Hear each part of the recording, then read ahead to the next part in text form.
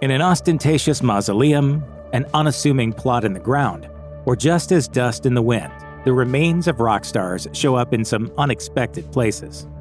On September 27, 1986, Metallica was traveling through Sweden during a European leg of a tour in support of their album, Master of Puppets.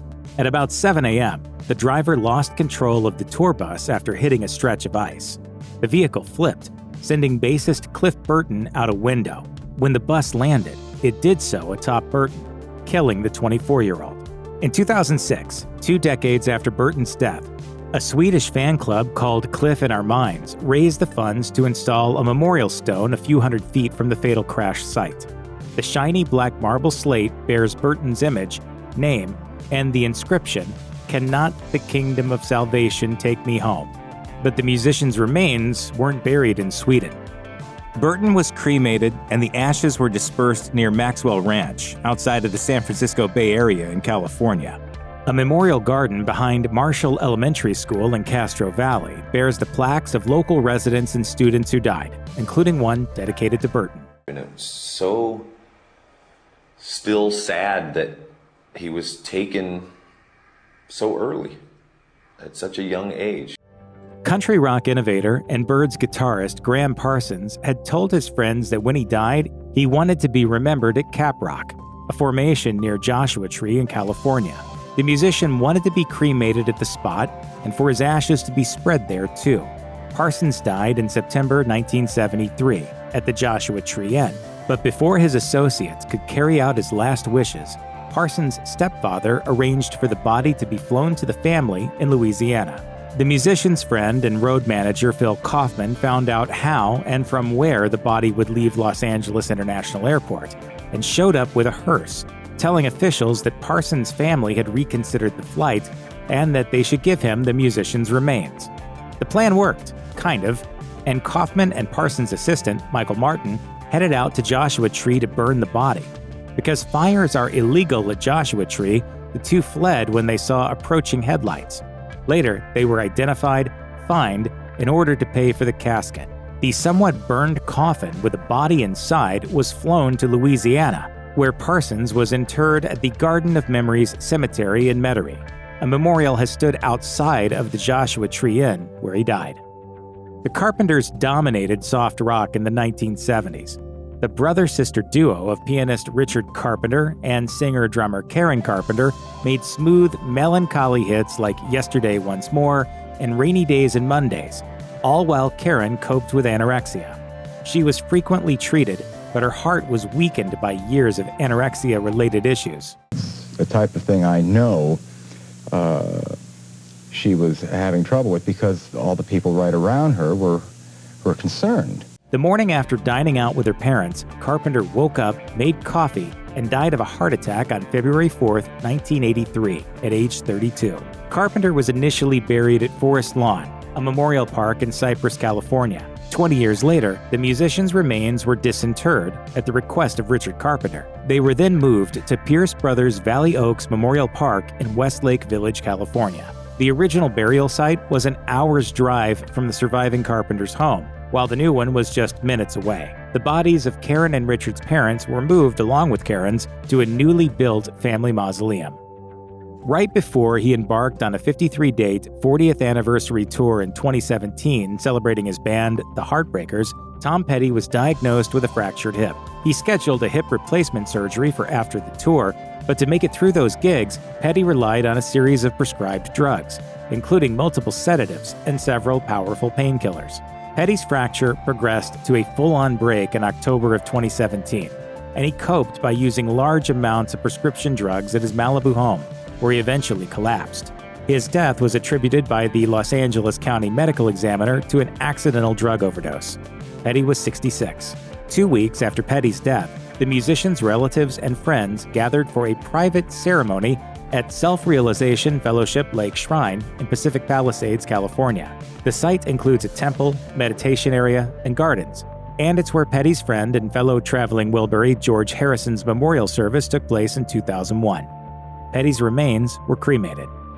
In early 1959, the Winter Dance Party Tour hit small cities around the upper Midwest, featuring 3 of the biggest rock and roll stars of the day: J.P. Richardson, aka the Big Bopper, Richie Valens, and Buddy Holly. Tiring of traveling around in a freezing and rickety bus, Holly chartered a flight to transport them from Clear Lake, Iowa to Moorhead, Minnesota.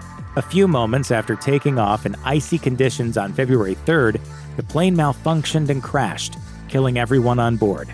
On the road just outside the Iowa cornfield where the plane crashed, an oversized pair of Holly-style horn-rimmed glasses sit atop two pillars. Holly's body was transported back to his hometown in Texas, and it was buried in the Lubbock City Cemetery. The modest gravesite features a marker with an image of a guitar and the musician's name spelled as it was on his birth certificate. Iconic Southern rock band Lynyrd Skynyrd had just released their fifth album, Street Survivors, when disaster struck. In October of 1977, the sprawling group boarded a Convair 240 small plane for a 600-mile trip from Greenville, South Carolina to Baton Rouge, Louisiana. During the last leg of their trip, the plane ran out of fuel over Mississippi. An emergency landing failed, and the aircraft crashed. While some members of the band survived, many did not. Along with the two pilots, road manager Dean Kilpatrick died, as did guitarist Steve Gaines, backup vocalist Cassie Gaines, and 29-year-old frontman Ronnie Van Zant. Van Zant's remains were initially buried in a marble tomb on the edge of the grounds of the private Jacksonville Memory Gardens in Orange Park, Florida. The memorial was also the resting place of bandmates Steve Gaines and Cassie Gaines. In June 2000, the tomb was vandalized, and the urn containing Steve Gaines' ashes was partially spilled. Nothing was stolen, but Van Zant's wife, Judy Van Zant, had the musician's remains moved to Riverside Memorial Park in his hometown of Jacksonville, Florida. In 2022, Van Zant was moved once more to another spot in Riverside Memorial Park, near a pond and underneath an oak tree. Little Richard was one of the very first rock and roll stars of the 1950s, and one of the chief architects of the style and lifestyle associated with the revolutionary new form of music. Richard churned out numerous influential hits, like Good Golly Miss Molly and Rip It Up, and remained a popular and energetic live act for much of his career. He was confined to his piano bench in 2009 after a hip replacement. In May 2020, Little Richard died at 87 from complications of bone cancer. Following his death in Tennessee, Little Richard's body was transported to Huntsville, Alabama for burial. The musician's remains were interred at Oakwood Memorial Gardens, located on the campus of the historically black institution Oakwood University, which Little Richard attended to study seminary in the 1950s. The grave marker is modest, bearing the singer's real name, Richard Wayne Penniman, with Little Richard in quotes. The breakout star of the 80s pop duo Wham, George Michael moved on to a career as a singer, songwriter, and producer of sophisticated pop, like Freedom 90 and Father Figure. He'd ultimately sell more than 100 million albums and win a couple of Grammy Awards, including Album of the Year for Faith. By the 2010s, Michael had retreated into private life. On Christmas Day 2016, Michael's partner discovered the singer in bed. He had died sometime that morning from what a coroner later determined to be heart and liver problems. Michael was 53. In March 2017, Michael was mourned in a private funeral and then buried in a plot in the North London cemetery Highgate next to his mother. To visit Michael's gravesite, fans must buy a ticket for a tour of Highgate and also make a special request beforehand, as the singer's resting place isn't a part of the standard tour. Glenn Frey helped form the Eagles, one of the most successful rock bands of all time, having sold 38 million copies of their greatest hits album. Along with writing, singing, and playing guitar on some of the band's biggest hits from the 70s, he enjoyed a solo career in the 80s before rejoining the band in 1994. Frey died at age 67 from complications from rheumatoid arthritis, colitis, and pneumonia at a New York City hospital in January 2016. It was then widely and mistakenly reported that the musician was buried in Portland, Oregon. A local funeral home, Wilhelm's Portland Memorial, sometimes posted news of celebrity deaths across the country, leading some to assume that the business had handled Frey's burial. Frey's publicist with the Eagles wouldn't reveal where the musician was buried, if at all, while some sources say his remains were cremated and the ashes turned over to relatives. Touring almost constantly since the mid-1960s, the Grateful Dead was more than a band. It was the focal point of a traveling society of deadheads, devoted to the band's music, history, and bohemian lifestyle. That all ended in 1995, when band founder and chief creative force, guitarist and singer Jerry Garcia, died at age 53, after enduring years of health problems that included weight issues, unmanaged diabetes, and drug addiction. Garcia died of a heart attack while seeking treatment at the Serenity Knolls Rehab Center in California. The musician's family held a private funeral for Garcia, and then threw a public party-like memorial service at Golden Gate Park in San Francisco, where the band came together 30 years prior. Nearly a year after Garcia's death, he was cremated. Half of the ashes were distributed into the Ganges River in India, and the rest spread near the Golden Gate Bridge.